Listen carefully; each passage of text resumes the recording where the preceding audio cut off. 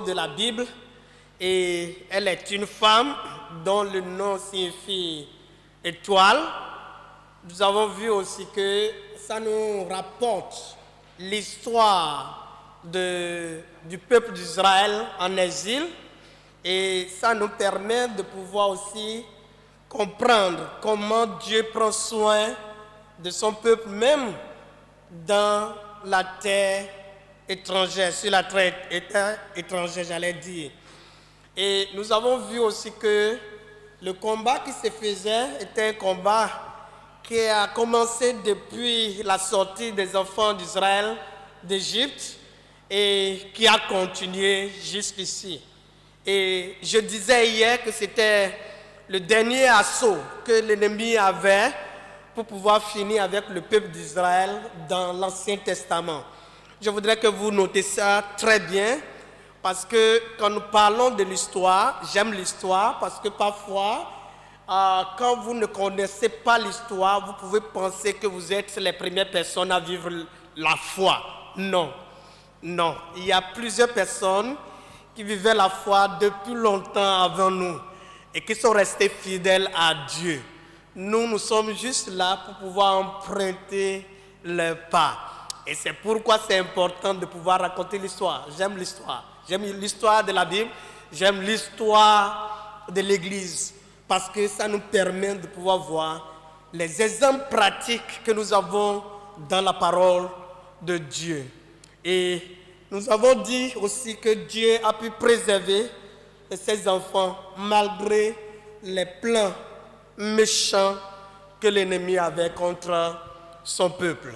Dieu a préservé son peuple. Gloire à Dieu. C'était là où on s'était arrêté hier, après avoir prié bien sûr. Aujourd'hui, nous allons continuer de là. Mais regardons les causes et quelques axes d'hostilité actuels. Nous voulons examiner un tant soit peu pourquoi tant de rage contre nous? Pourquoi tant de rage contre le peuple de Dieu? Pourquoi les chrétiens sont en train de souffrir? Qu'est-ce que la Bible en dit avant que nous ne continuions dans notre texte que nous avons précité? Alors, est-ce que nous pouvons baisser juste la tête? Nous allons prier. Prions ensemble, s'il vous plaît. Adorable Père, tu es le Dieu des armées, le Dieu de toute connaissance.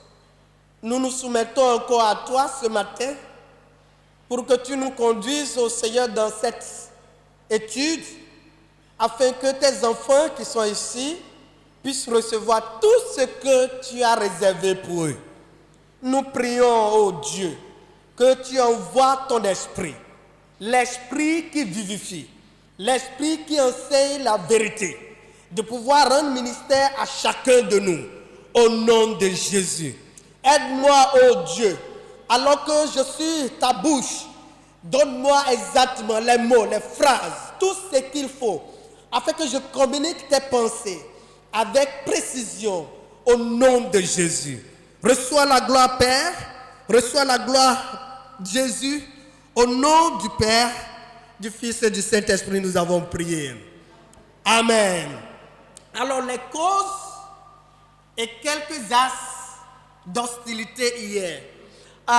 Docteur Luc, en introduisant le message, avait déjà abordé certains points. J'ai voulu juste mettre un peu plus d'accent sur certains autres points que nous serons en train de voir ensemble. Quand je parle des causes, la première cause, pourquoi les chrétiens passent par l'hostilité, subissent l'hostilité, c'est parce qu'il y a une différence de royaume. Alléluia. Il y a deux royaumes qui sont en jeu. Deux royaumes qui sont quoi? En jeu. Et chaque royaume cherche, lutte pour avoir le maximum avec lui. Je voudrais que nous puissions comprendre cela parce que c'est important pour nous. Si nous ne comprenons pas, nous ne pourrons pas gérer correctement ces hostilités que nous subissons. Et je ne peux pas vous prédire que ça va réduire. Au contraire, je peux vous prédire que ça va faire quoi? Ça risque d'augmenter. Mais je sais qu'il y a la provision divine aussi qui est capable de nous faire quoi? De nous soutenir. Alléluia. Nous allons lire ensemble dans le livre de Colossiens chapitre 1, verset 13 à 14. Je lis ça d'ici. Rendez grâce au Père qui vous a rendu capable d'avoir part à l'héritage des saints dans la lumière, qui nous a délivrés de la puissance des ténèbres et nous a transportés dans le royaume du Fils de son amour. Dans le royaume du Fils de son amour. Donc nous étions, ce passage, Paul était en train de dire aux Colossiens qu'il y a quelque chose qui s'est passé dans le spirituel. Nous étions tous sous l'emprise du monde des ténèbres, la puissance des ténèbres. Nous étions sous cette oppression. Mais à cause de l'œuvre de Christ sur la croix de Calvaire, il nous a fait quoi? Il nous a arrachés, délivrés, et nous a transportés dans où? Lisons ça ensemble. Je ne vous écoute pas bien. Dans le royaume du Fils de son amour. Donc nous avons été arrachés d'un royaume. Nous avons été privés d'un royaume. Le royaume qui nous avait comme des citadins. Des gens qui ont autorité dans son royaume et qui sont sous lui. Qui ne devraient rien faire sans lui. Nous avons été arrachés. Et nous avons été transportés dans un autre royaume. Vous pensez qu'il serait content? Et qu'il va juste croiser les bras en train de nous regarder, en train d'applaudir? C'est ça vous croyez? Non. Il ne sera pas content. Donc il y a une différence de royaume. Il y a un autre royaume, il y a deux royaumes en opposition. Et c'est pourquoi nous devons comprendre cela et accepter pour pouvoir mieux faire face aux défis et aux désagréments que nous avons devant nous. Lisons encore, oui. Dans le livre de Jean, chapitre 15, Jésus lui-même était en train de parler. J'aime les paroles de Jésus parce que c'est lui le maître. C'est lui seul qui est venu du ciel. Et quand il est venu, il nous a montré les œuvres et puis il est reparti. Gloire à Dieu. Donc toutes ces paroles sont sacrées. Comme tous les autres, bien sûr. Mais ces paroles sont sacrées. Parce que lui vient aussi du ciel. Alors, regardez très bien. Donc, à partir du verset 18. Il dit, si le monde vous hait, si le monde fait quoi? Sachez qu'il m'a haï avant vous. Si le monde vous hait, sachez qu'il m'a haï avant. Donc ce n'est pas quelque chose d'étrange, ce n'est pas quelque chose de nouvel. Ce n'est pas des choses qu'on doit dire, ah, moi je n'ai jamais vu ça. Le Maître, notre Père, notre Sauveur, celui qui nous a sauvés, celui qui a tout payé pour nous, a passé par là aussi. Il dit qu'on l'a haï. On lui a tout fait. Donc de ne pas nous affoler. Et il disait au verset 19, si vous étiez du monde, si vous étiez de l'autre royaume, qu'est-ce qui va se passer? Le monde aimerait ce qui est à lui. Il n'y aura pas combat. C'est ça Jésus leur disait. Si un royaume se soulève contre son propre royaume, le royaume là va faire quoi? Va se détruire, va disparaître. Donc nous sommes en train de voir ici les causes de l'hostilité. C'est parce qu'il y a deux royaumes opposés. Et je voudrais aborder 3 causes essentielles. Parce que il y a 2 royaumes opposés. Alors, et Jésus était en train de dire ici que si nous étions du monde, si nous ne continuions pas à appartenir à ce monde-là, à l'autre côté, il n'y aurait pas de problème. On va nous aimer, on va nous mettre des tapis rouges pour qu'on puisse passer. Vous serez à l'aise, en paix, il n'y aura pas de problème.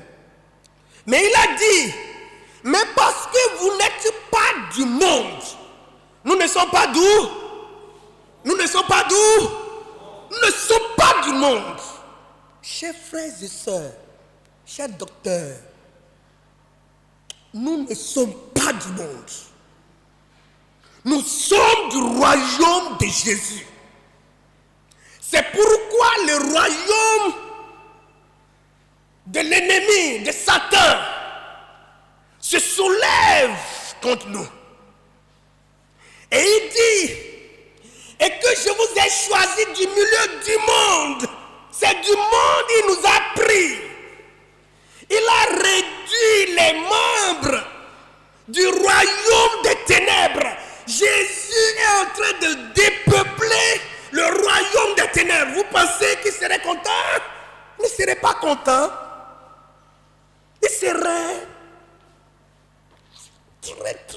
très en colère.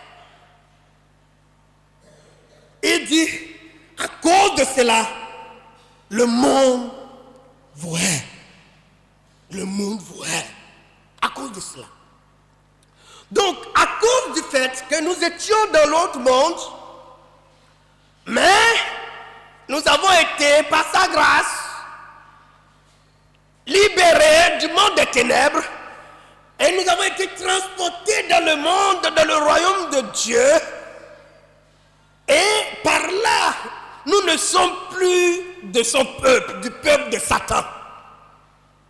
Il va s'élever sûrement contre nous. Il disait au verset 20, il dit, souvenez-vous de la parole que je vous ai dite. Le serviteur n'est pas plus grand que son maître. Hein? Le serviteur n'est pas plus grand que... Cela veut dire quoi? Si on lui a fait ça, il faut qu'on s'attende aussi à ce qu'on puisse nous faire ça. C'est ça.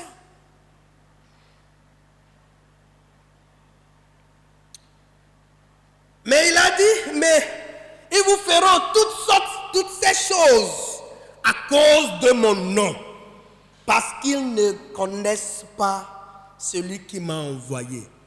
Donc tout ce qu'ils nous feront, c'est à cause du nom de qui? De qui? De Jésus. Je reviendrai plus tard.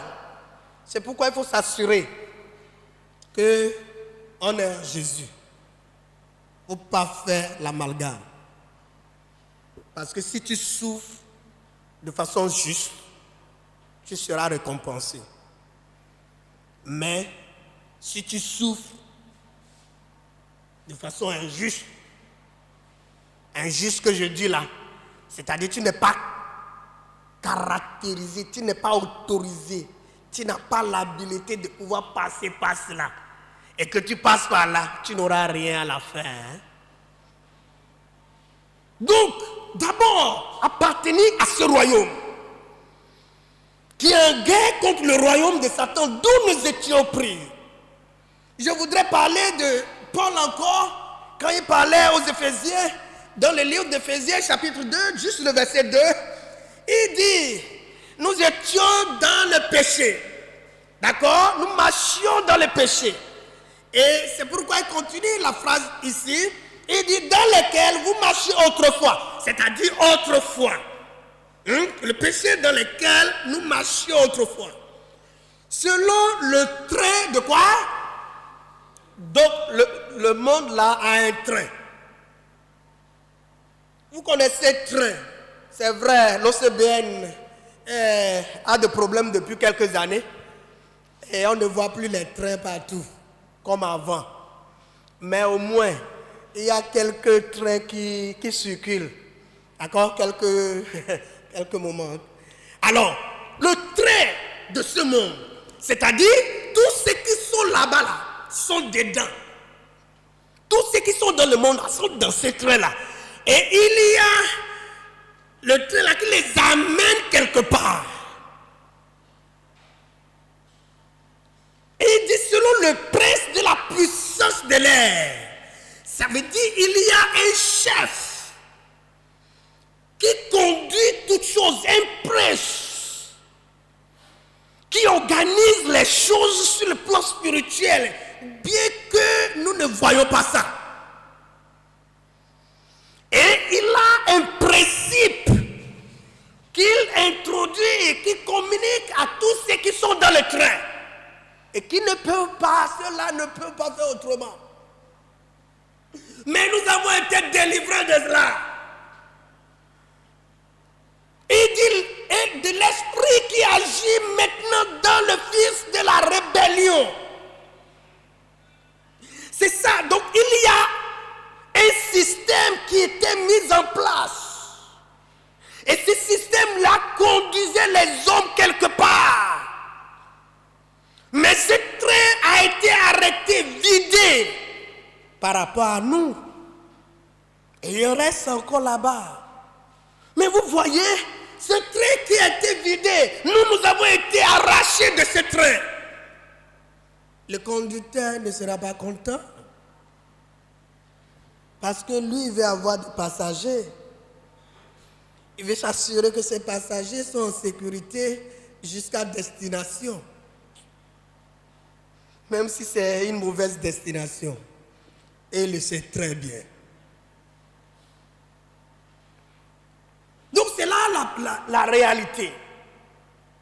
Donc la première cause qui nous amène à vivre ces hostilités, c'est parce qu'il y a deux royaumes opposés qui s'opposent. Et chaque royaume cherche à avoir les membres pour son royaume. Je sais. Dieu, dans sa grâce, va nous aider. Deuxième raison. La préparation pour siéger ou bien pour couronner l'Antéchrist. L'arrivée progressive de l'Antéchrist.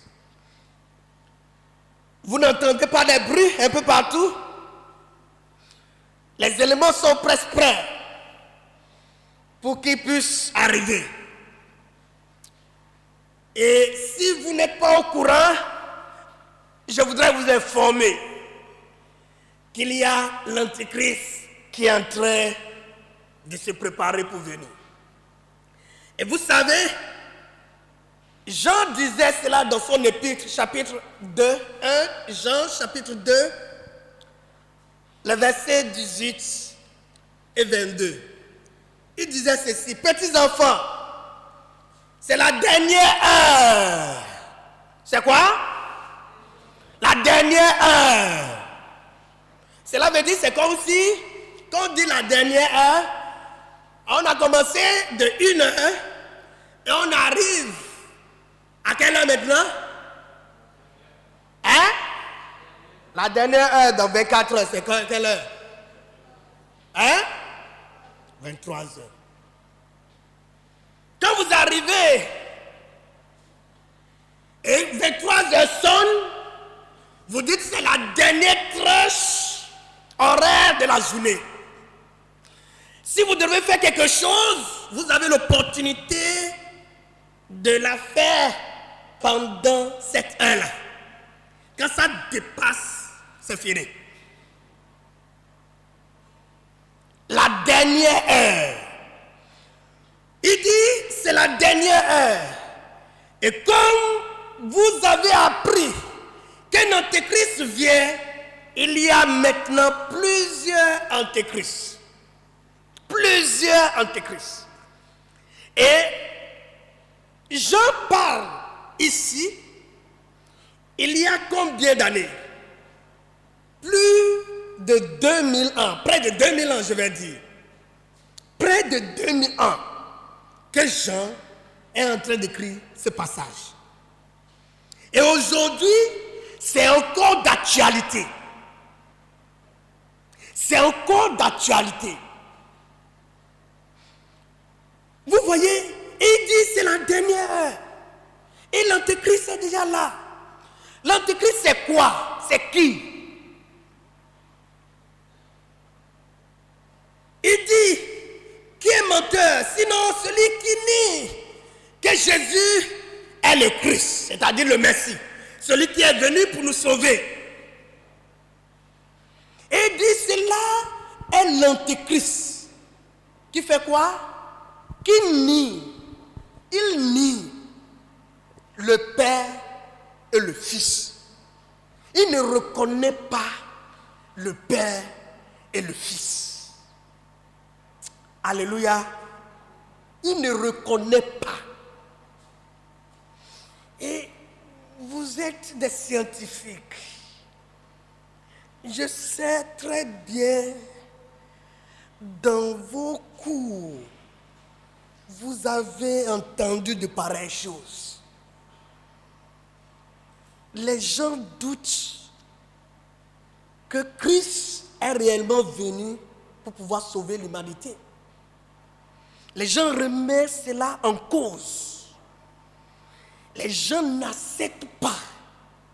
Les gens refusent. D'autres sont prêts même à mourir à cause de ça. Ils sont farouchement contre vous quand vous prononcez le nom là. Ils veulent que vous disparaissiez devant eux. S'ils peuvent vous détruire, ils vont vous détruire. L'Antéchrist. Il y a un grand système qui a été mis en place aujourd'hui pour ne plus reconnaître ou bien pour remettre en cause l'arrivée de notre Seigneur Jésus-Christ sur la terre pour sauver l'humanité. Et vous savez, il y a des Bibles, malheureusement, qu'on a appris. La Bible a été réécrite. Vous avez entendu ça? Qu'est-ce qu'on est en train de chercher? On est en train de vouloir dire non à ce maître. Je voudrais que quelqu'un puisse nous lire Psaume chapitre 2, le verset 8. Psaume 2, verset 8. Vous avez ça? Chapitre 2, verset 8. Oui. Demande-moi et je te donnerai les nations pour héritage, les extrémités de la terre pour possession. Amen. Commencez à partir du verset 6, s'il vous plaît. Okay. Verset 6. C'est moi qui ai oint mon roi sur Sion, ma montagne sainte. Je publierai le décret. L'Éternel m'a dit, tu es mon fils, je t'ai engendré aujourd'hui. Demande-moi et je te donnerai les nations pour héritage, les extrémités de la terre pour possession.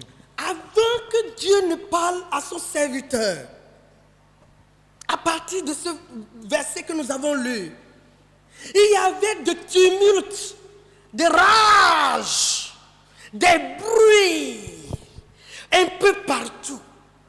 Il y avait de la colère, de l'hostilité contre le roi de gloire. Alléluia. Il y avait ces rages. Et il ne voulait pas ce roi. Il faisait tout pour pouvoir rejeter ce roi. Mais il y a quelqu'un qui est assis sur le trône et qui fait toutes choses pour pouvoir introniser son roi, introniser son fils. Donc malgré tout ce qu'on est en train de voir dans le monde, c'est vrai, ça se passe et les gens sont en train de travailler d'arrache-pied vraiment pour pouvoir arriver à leur fin. Mais il y a un maître qui est en train de contrôler tout dans l'univers. Alléluia. Il ne dort pas. Il veille au grain. Donc l'arrivée d'Antéchrist est en train de causer ces hostilités que nous vivons. Puisque lui, il veut prendre la place, il veut nier la présence ou bien Jésus, la présence de Jésus en tant que sauveur. Il veut nier ça totalement. Il veut annuler le travail, l'œuvre que Christ a faite dans nos vies. Il veut annuler cela. Il veut rendre ça nul pour que nous puissions continuer par faire quoi? Par vivre comme dans l'autre monde. Ça, c'est son objectif.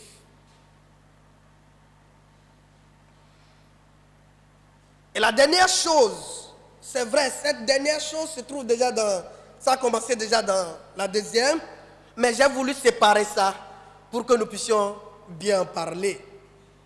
Dans ce livre de Timothée, 2 Timothée, chapitre 3, versets 1 à 5, Paul était en train de parler des événements de dernier temps à Timothée. Était en train de l'avertir des dangers que nous courons par rapport aux derniers temps. Il y a plusieurs années, plusieurs milliers d'années que cela a été écrit. Et si nous regardons aujourd'hui ce passage, c'est la réalité que nous vivons ça. Regardons. Verset 1, il dit, sache bien que dans la période finale, j'ai pris version le semeur, dans la période finale de l'histoire, les temps seront difficiles. Sache bien cela. Pardon, ne t'étonne pas. Pardon, ne sois pas ignorant de ça. S'il te plaît, il faut que toi-même tu t'avertisses que dans les derniers temps, dans la période finale de l'histoire du monde, les choses seront compliquées, difficiles, horribles. Et il continue par lui dire, les hommes seront égoïstes, avides d'argent, vantards et prétentieux. Ils parleront de Dieu d'une manière injurieuse. Ils parlaient de Dieu de quelle manière? D'une manière injurieuse. Ils vont le dédaigner. Ils vont le mépriser. Ils vont vous le présenter comme un vaurien. Il dit, ils n'auront pas d'égard pour leurs parents. Ils seront ingrats, dépourvus de respect pour ce qui est sacré. Dépourvus de respect pour tout ce qui est sacré. Oh non, oublie, qu'est-ce qui est sacré? Non, on peut, qui t'a dit? On peut faire tout ce qu'on veut avec ça. La Bible, ce n'est rien, c'est juste des papiers. Je vais brûler ça devant toi et tu vas voir, rien ne se passera. Les commandements de Dieu, non, oublie ces choses-là. Qui t'a dit ça? Tu n'es jamais allé au ciel? Qui t'a dit ça? Oublie ça, mon frère. Nous sommes dans ce monde. Il faut te concentrer au monde. Vous allez entendre des choses horribles. Et parfois, vous-même, si votre foi n'est pas solide, vous allez commencer par trembler. Vous allez commencer par remettre en cause votre propre foi. Parce qu'on est en train d'attaquer ça intentionnellement. Les choses sacrées, ce ne serait plus sacré pour eux. Il dit, sans cœur, sans pitié, calomniateur, incapable de se maîtriser, cruel, ennemi du bien. Ça, c'est les caractéristiques de notre temps actuel. Ennemi du bien, cruel. Vous voyez ça aujourd'hui? Vous ne voyez pas ça autour de nous? C'est plein là. Ennemi du bien, sans cœur. Quelqu'un peut juste égorger son frère, sans scrupule, sans être gêné. Il peut être en train de le supplier. ça ne le touche pas. Vous voyez ça? Incapables de se maîtriser. Quand ils ont quelque chose à cœur, une passion, ils sont incapables de pouvoir se maîtriser. Jusqu'à ce qu'ils ne puissent aller faire, accomplir cela. Même si c'est mauvais, même si c'est la pire des choses, ils vont pouvoir l'accomplir parce qu'ils ne peuvent pas se maîtriser. Vous savez, quand vous êtes sous la domination du péché, vous êtes foutu. Vous êtes vraiment foutu. S'il veut vous commander, il vous commande ce qu'il veut. Et vous êtes obligé de faire quoi? D'aller faire ça. Parce que vous êtes son esclave. Un esclave n'a pas de volonté. L'esclave a la volonté de son maître. Point final. Si vous ne faites pas, vous recevez la punition qui est due à vous. Ainsi, vous voyez, ils sont incapables de se maîtriser. Ils ont les passions horribles, mais ils sont obligés de l'accomplir. Après, ils peuvent regretter, mais c'est juste des remords pour un instant. Ils vont recommencer bientôt.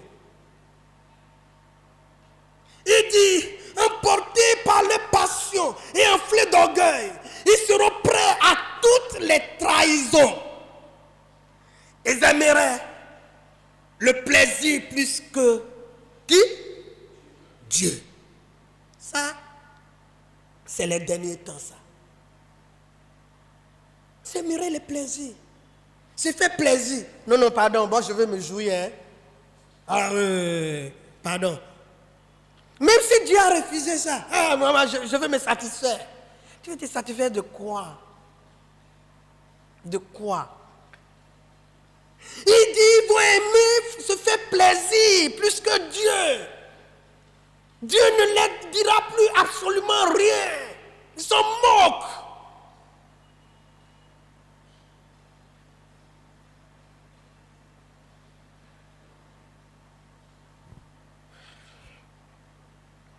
Je vais parler de quelques actes d'hostilité à cause de mon temps. La première des choses que nous voyons comme as, je disais tout à l'heure que Dr Luc, hier, en introduisant le message, avait déjà abordé certaines choses. Mais je veux mettre l'accent sur certains points importants. Vous voyez, quand on parle de l'hostilité, ça commence progressivement. Ce n'est pas des injures, des mépris, des insultes. En fait, on veut juste causer des blessures morales en vous, afin que vous puissiez perdre confiance en ce que vous êtes en train de croire. Tout l'objectif, c'est ça. On veut vous amener à renoncer. Mais on ne vous brutalise pas. Mais on le fait de façon douce, en vous injuriant, en vous insultant, en vous méprisant. Donc, même parfois, quand on parle de chrétiens, et vous voyez comment on vous méprise, vous perdez même votre propre valeur. Vous n'avez plus de valeur. Vous pensez que vos valeurs se résument à ce que les gens sont en train de dire de vous.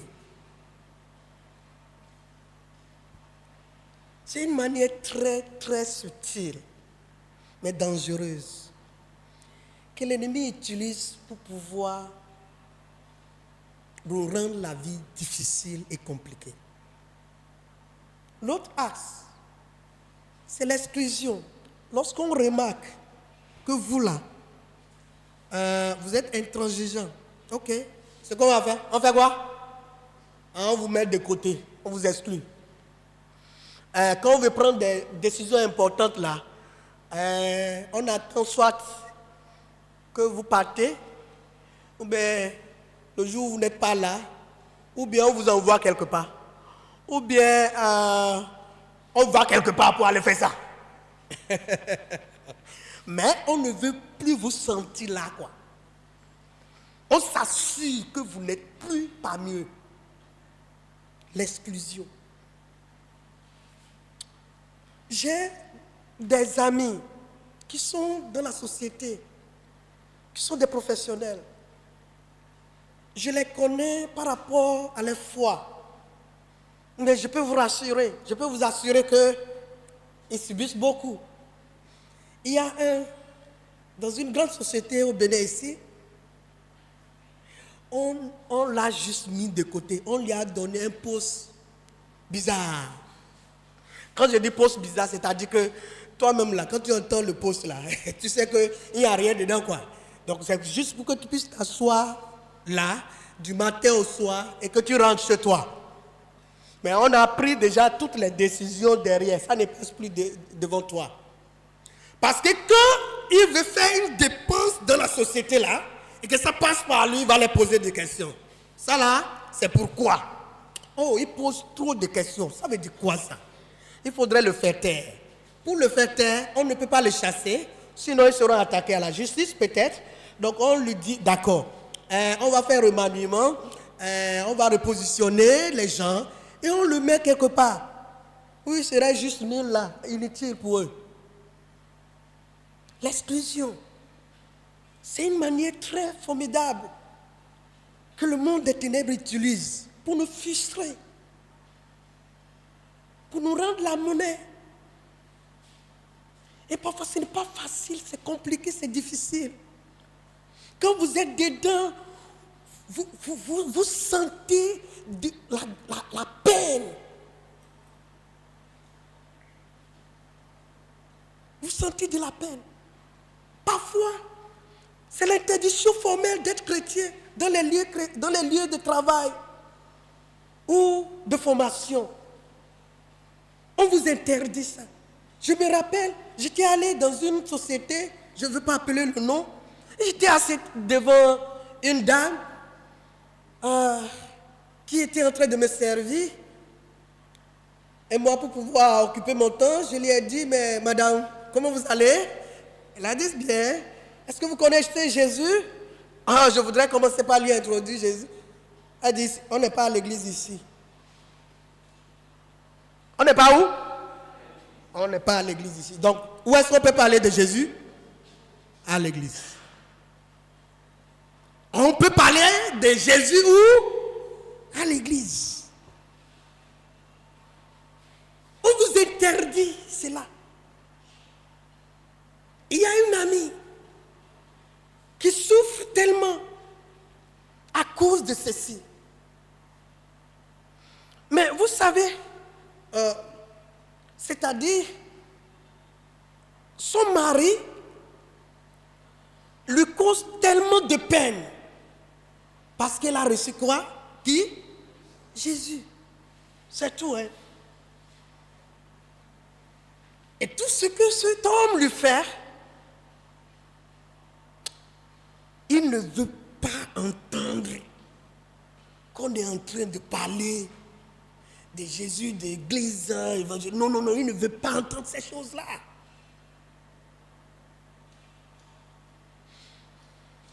Mais sans savoir que c'est à cause de ce Jésus que sa femme continue par lui être fidèle à la maison. Parce que Jésus a transformé la vie de sa femme. Si c'était dans l'autre monde où lui est là, sa femme allait déjà devenir autre chose. Les gens qui excluent, ces hommes et ces femmes comme vous, des professionnels comme vous, c'est parce qu'ils ne comprennent pas la portée, le bienfait de ce Christ.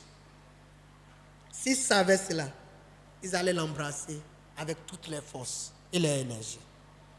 L'imposition d'adhésion aux sectes pour évoluer dans les carrières professionnelles.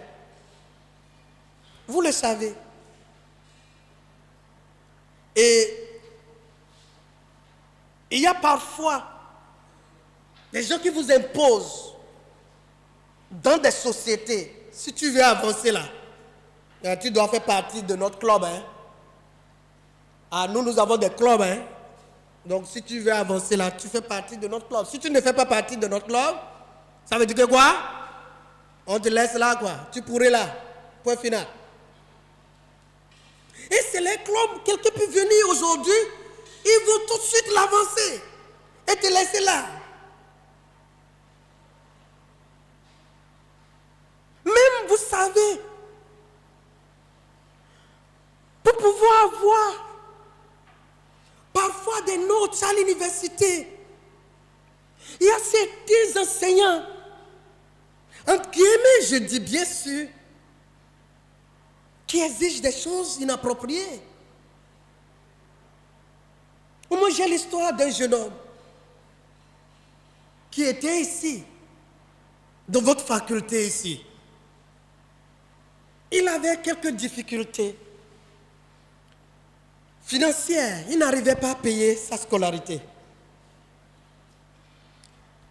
Et il s'est rapproché de beaucoup de professeurs pour qu'on puisse l'aider.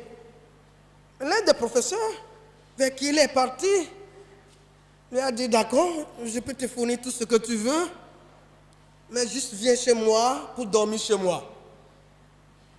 Fais quoi? C'est un professeur, c'est un homme. Et c'est l'étudiant là, c'est un homme. Vous comprenez ce que je dis? Vous ne comprenez pas? Vous comprenez, non? Très bien. Je ne vous parle pas d'histoire, je vous parle de la réalité. Il lui a dit, viens chez moi, viens dormir chez moi. Tu vas commencer par dormir chez moi. J'ai une chambre. Il n'est pas marié. Et c'est la réalité, ça. Pour qu'il puisse avoir quoi? Les moyens pour payer sa scolarité. Et d'autres pères pour pouvoir avoir des notes. D'autres pères pour pouvoir passer en classe supérieure. Ainsi de suite. Ainsi de suite. C'est des as. Certains l'ont mis en place pour nous frustrer, pour nous amener à nous agenouiller devant lui, pour que nous puissions faire sa volonté. Il a mis ces choses-là en place. Compromission des valeurs chrétiennes. Et vous, en tant que les professionnels de santé, Dr Luc le disait hier, la loi sur l'avortement, c'est là, n'est-ce pas?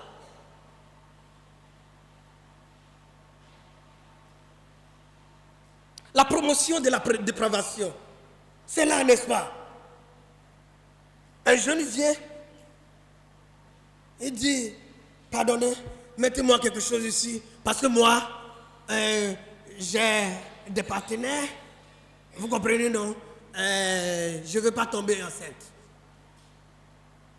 Ça va? C'est là. Ça, c'est la promotion de la quoi? Dépravation. C'est des as que Satan a intentionnellement mis en place. Et parfois, vous ne savez même pas là où mettre votre pied. Parce que c'est tellement coincé, bien dessiné, bien organisé contre les valeurs chrétiennes. Parfois, des jeunes qui se livrent à la prostitution et qui cherchent à être protégés par vous. C'est des réalités auxquelles vous faites face, mais qui sont contre la valeur chrétienne. Les valeurs chrétiennes ne sont pas d'accord avec ça. Mais Satan sait ça. Et l'autre monde sait très bien. Cherchons tous les moyens pour pouvoir nous faire quoi? Nous arrêter. Compromettre nos valeurs. Vous savez, j'ai une soeur, elle est aux États-Unis actuellement. Elle faisait la linguistique. Mais cette dame, elle a passé près de 3 ans à redoubler la même classe. Pas parce qu'elle n'est pas intelligente. Elle est très intelligente. Mais pourquoi? Il y a un monsieur, un professeur, qui voulait l'avoir forcée. Et sa matière était la matière principale de la filière. Donc si elle ne se laisse pas faire, elle redouble. Il l'a fait redoubler plusieurs années, sans regarder même. À chaque année, il vient et dit, tu n'as pas compris, viens me voir dans un hôtel. Je ne vous raconte pas des histoires, je la connais. Et peut-être vous connaissez aussi. Certainement vous connaissez. Ça compromet notre valeur, la valeur chrétienne. Mais c'est désastre. Parce qu'il a mis ça intentionnellement en place pour pouvoir nous détruire nos valeurs, mettre du sable dans nos garés, comme quelqu'un aurait dit. Nous devons comprendre cela pour pouvoir faire attention. Refus d'octroi de travail, parfois. Quand tu vas dans certains lieux et qu'ils savent que toi tu es chrétien, il faut quoi? Tu fermes la porte. Il y a peut-être 20 ans, 25 ans, les gens cherchaient à recruter les chrétiens. Parce qu'ils savent que quand les chrétiens sont là, ils vont pouvoir bien gérer les sociétés, bien les entreprises, bien les cabinets, ainsi de suite. Mais aujourd'hui, les chrétiens sont devenus des hommes qu'il faut éviter à tout prix parce qu'ils ne vont pas accepter certaines compromissions. Et même s'ils acceptent de pouvoir travailler, ils sont obligés de fermer les yeux sur certaines choses. Ce qui revient à la compromission des valeurs chrétiennes. Chers frères et sœurs,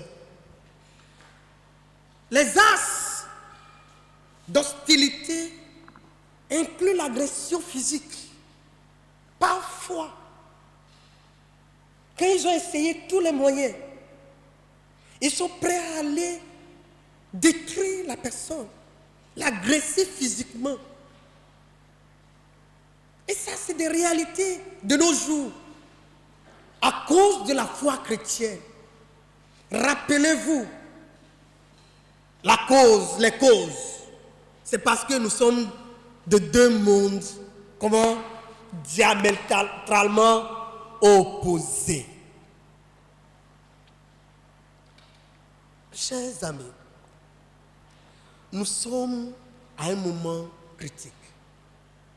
Et je pense que Dieu est en train juste de nous appeler à ce que nous puissions savoir ces choses afin de pouvoir nous préparer pour mieux vivre. Ces choses que j'ai citées ne vont pas diminuer. Non. Si vous pensez que ça va diminuer, non. Ça va augmenter. Et chaque jour, ils essaient de pouvoir élaborer de nouvelles stratégies pour pouvoir opprimer, oppresser, rendre silencieux, faire taire les gens, les agents de santé comme vous. Et vous savez la manière, c'est de pouvoir rendre ça officiel. Quand on rend les choses officielles, ça s'impose à qui? À tout le monde. Quand on a amené ça, quand l'Assemblée nationale a fait quoi? A signé ça. Ça devient quoi? Une obligation pour tout le monde. Ils sont en train de faire beaucoup de travaux derrière, en bas, en cachette, en sourdine. Et progressivement, ils vont amener ça en surface. Nous avons juste besoin de nous préparer. Parce que nous ne devons pas laisser faire. Nous devons pouvoir résister à tout prix. Je vais commencer aujourd'hui comme il me reste peut-être quelques minutes, les grandes leçons tirées des livres d'Esther et de Daniel. Je vous avais averti qu'on serait en train d'étudier ces deux livres. Mais je vais prendre juste quelques passages pour que nous puissions tirer des leçons et nous allons partir. Nous allons avancer. N'importe où Déo m'arrête, je vais m'arrêter. Les grandes leçons tirées des livres d'Esther et de Daniel. Je veux m'appesantir premièrement sur la reine Esther. Une dame extraordinaire. Mais quand vous regardez le livre d'Esther, chapitre 1, versets 19 à 20, vous pouvez lire ceci. D'où l'histoire d'Esther a commencé. A commencé par être très intéressante. Il y avait un problème dans le royaume du roi Nebuchadnezzar. Et ce problème, c'était que le roi faisait un festin. Et ce festin a amené toutes les autorités de son royaume à lui, ses serviteurs. Il a invité différentes personnalités qui étaient avec lui. Et au cours du festin, bien sûr, sa femme aussi organisait son festin là-bas. Ils étaient séparés, chacun organisait son festin. Oui, Déo, tu dis quoi? Ok, merci beaucoup. Chacun organisait son festin. En organisant les festins, à un moment donné, la Bible nous a dit que le roi était comment? Devenu ivre. Il a beaucoup bu. Mais il a voulu regarder, voir sa femme. Il a voulu que les gens puissent voir la beauté de sa femme. Est-ce que c'était son droit? Répondez-moi très bien, s'il vous plaît. Est-ce que c'était son droit? Oui. C'était son droit, s'il vous plaît. C'était le droit du roi d'appeler sa femme pour que les gens puissent venir voir sa beauté. C'était son droit. C'était le devoir de la femme de pouvoir se présenter là afin de pouvoir satisfaire les désirs de son mari. Mais malheureusement, la reine a refusé. Ça, c'était trop compliqué, hein? Quand vous connaissez un peu ce qu'on appelle la royauté, ça a des conséquences tout de suite qui doivent tomber. Elle a refusé de venir. Bien sûr, elle peut avoir toutes ses raisons. Elle peut dire, mais cet homme-là est déjà ivre. Ivre est en train de m'appeler. Je ne veux pas aller. Mais elle n'avait pas de raison. Elle n'avait pas de raison. Et quand elle a fait ça, le roi s'était fâché et ses amis, ses scribes se sont rapprochés de lui et lui ont donné des directives par rapport à la royauté. Là, ce n'est plus une question du roi. C'est devenu une question du royaume. Vous n'êtes pas en train de voir. Et puisque c'est devenu une question du royaume, il faut régler ça de façon officielle. Raison pour laquelle on lui a dit de pouvoir prendre une décision.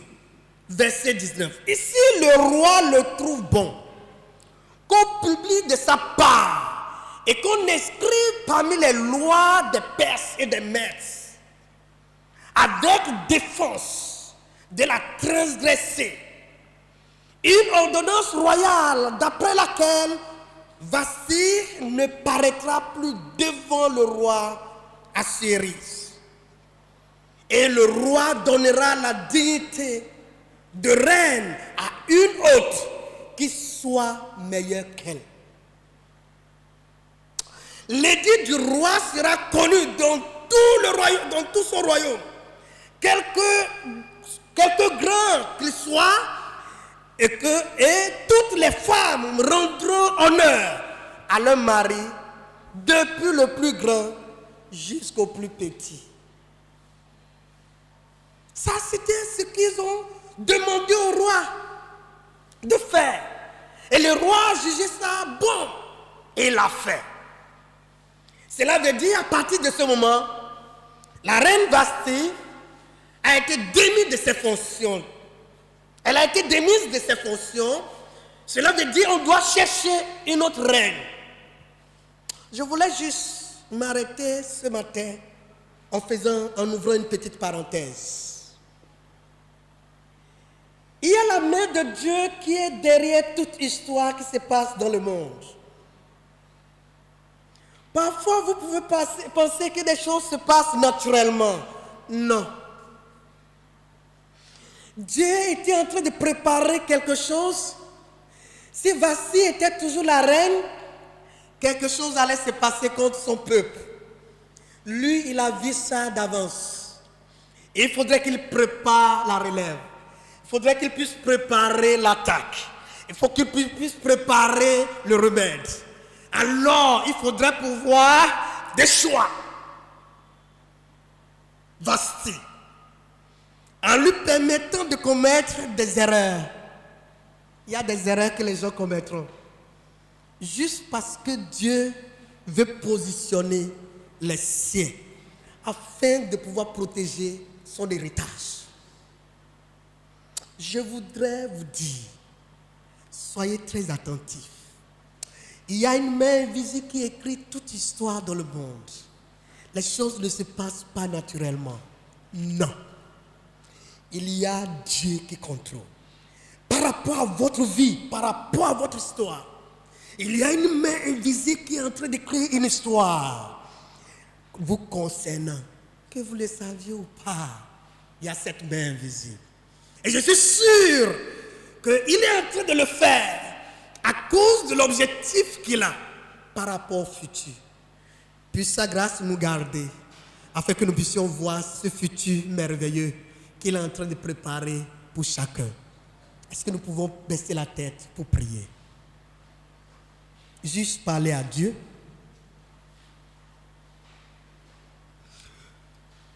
Parler à Dieu, demander à Dieu sa grâce.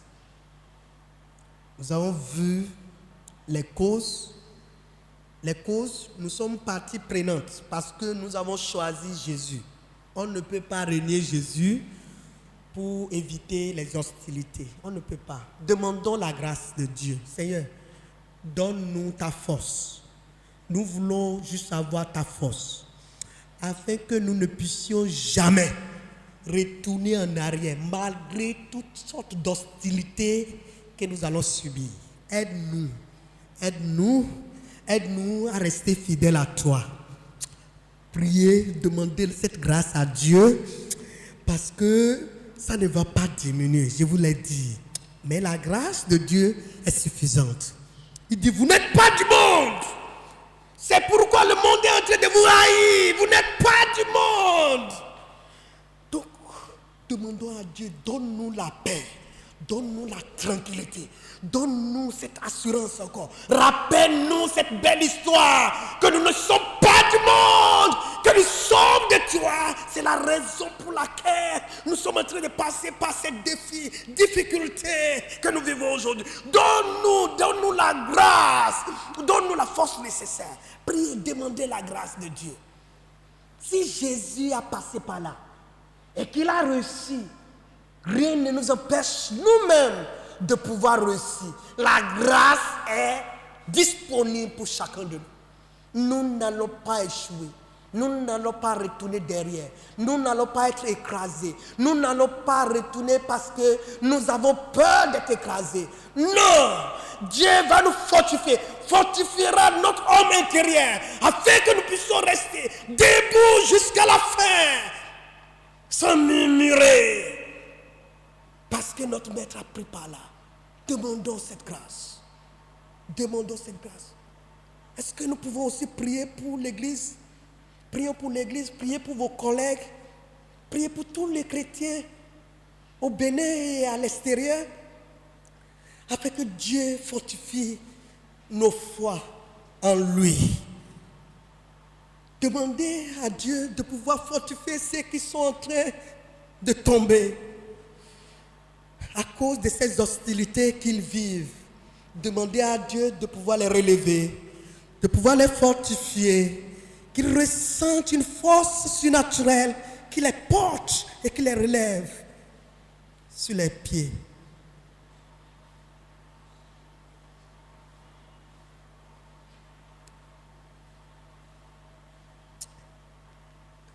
Adorable Père, nous avons décidé de pouvoir te suivre.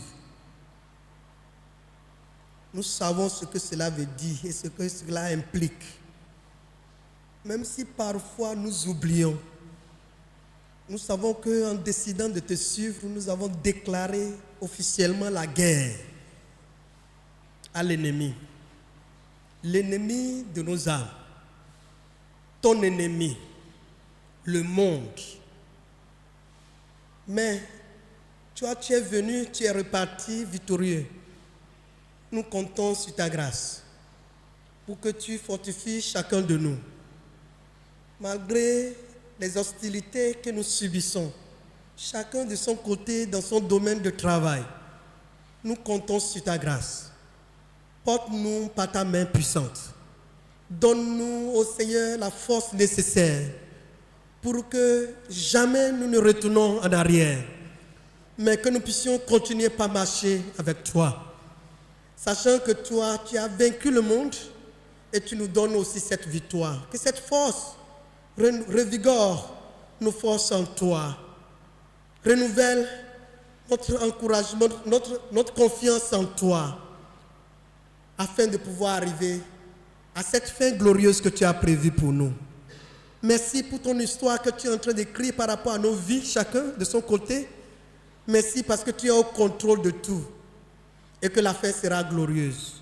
Sois béni à jamais, Seigneur. Gloire et honneur te soit rendue. Au nom précieux de Jésus, nous avons prié. Amen.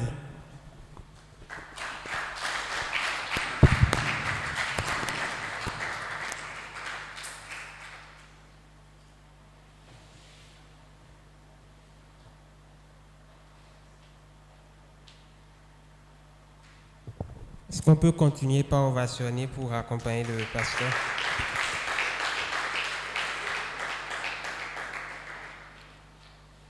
Merci au pasteur pour la suite de l'enseignement qu'il a déroulé ce matin. Je pense que chacun de nous a été béni comme moi. Et nous nous donnons encore rendez-vous demain matin pour pouvoir poursuivre.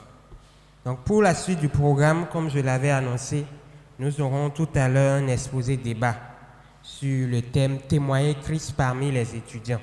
Je vais inviter le docteur Luc Kouanou qui va nous aider à introduire l'orateur qui va conduire cette session-là. Est-ce qu'on peut acclamer le Seigneur pour sa vie aussi?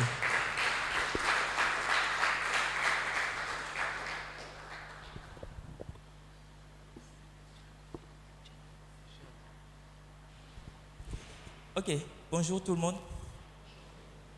Alors, j'ai l'honneur d'introduire l'orateur de cette session qui nous vient du groupe biblique des élèves et étudiants du Bénin.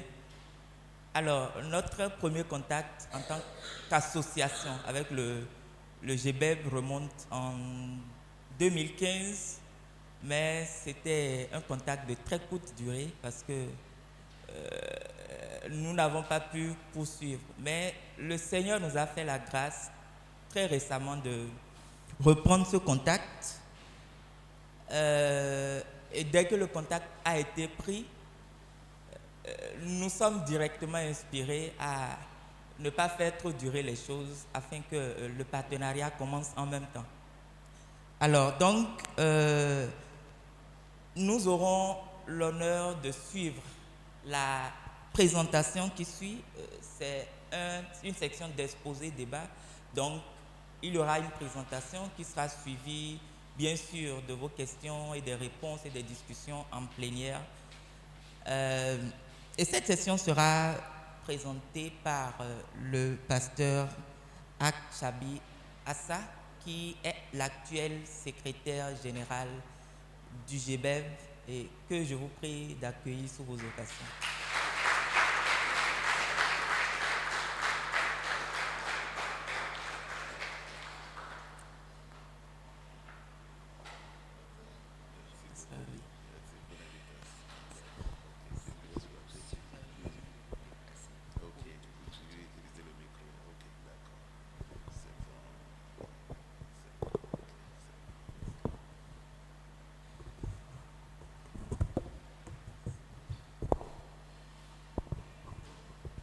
Alors, bonjour. Bonjour, d'accord. Je suis très heureux de pouvoir continuer ce partage et cette grande rencontre à la suite de mon ami